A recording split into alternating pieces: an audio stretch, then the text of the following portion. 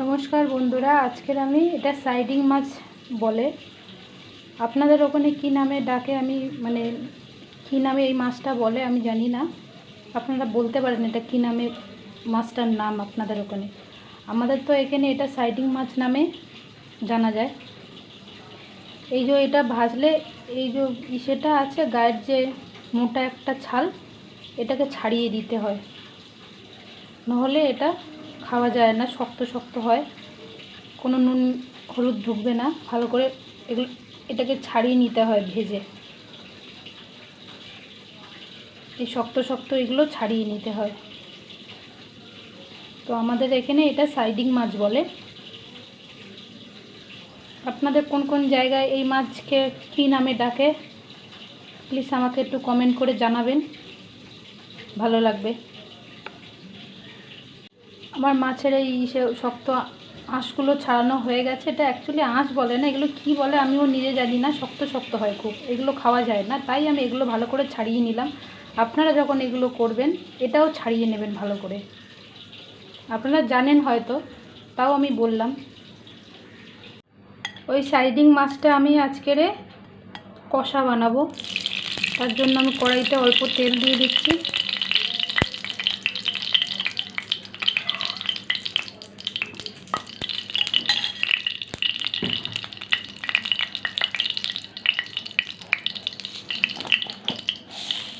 আর ফোড়নে দিচ্ছি আমি মেথি ফোড়ন,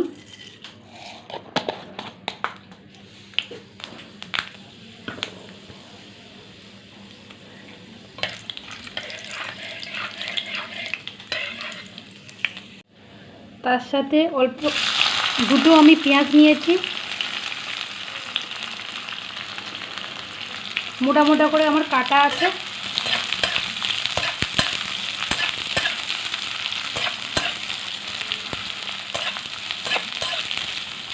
এটা পুরো কষা বানাবো একদম। সাথে কয়েকটা লঙ্কা চিড়ে দিয়ে দিয়েছি। পেঁয়াজটা আমার হালকা করে ভাজা হয়ে গেছে। স্বাদ মতো আমি নুন দিয়ে নেব, হলুদ হাফ চামচ, লঙ্কার গুঁড়ো হাফ চামচ,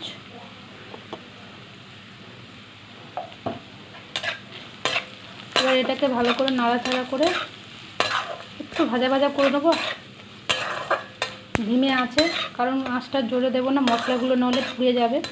একটু হালকা জলও দিয়ে দিচ্ছি। 1 চামচ রসুন বাটা, হাফ চামচ আদা, 1 চামচ লঙ্কা বাটা, এগুলো দিয়ে ভালো করে আমি এবারে কষাতে থাকবো, ভালো করে কষিয়ে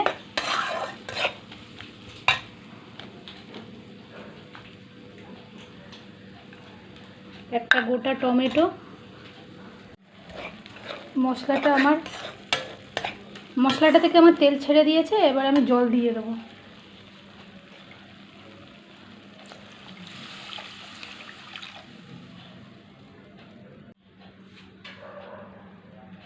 আমি ভাজা জিরাটা দিতে ভুলে গেছি, তাই আমি এখন ঝোলে দিয়ে দিচ্ছি। ঝোলটা ভালো করে আমি ফুটিয়ে নেব।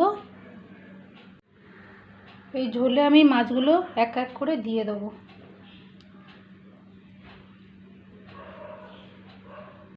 আমার সাইডিং মাছের কষাটা হয়ে গেছে, আমি নামিয়ে নিয়েছি। নামিয়ে ধনেপাতা ছড়িয়ে দিয়েছি।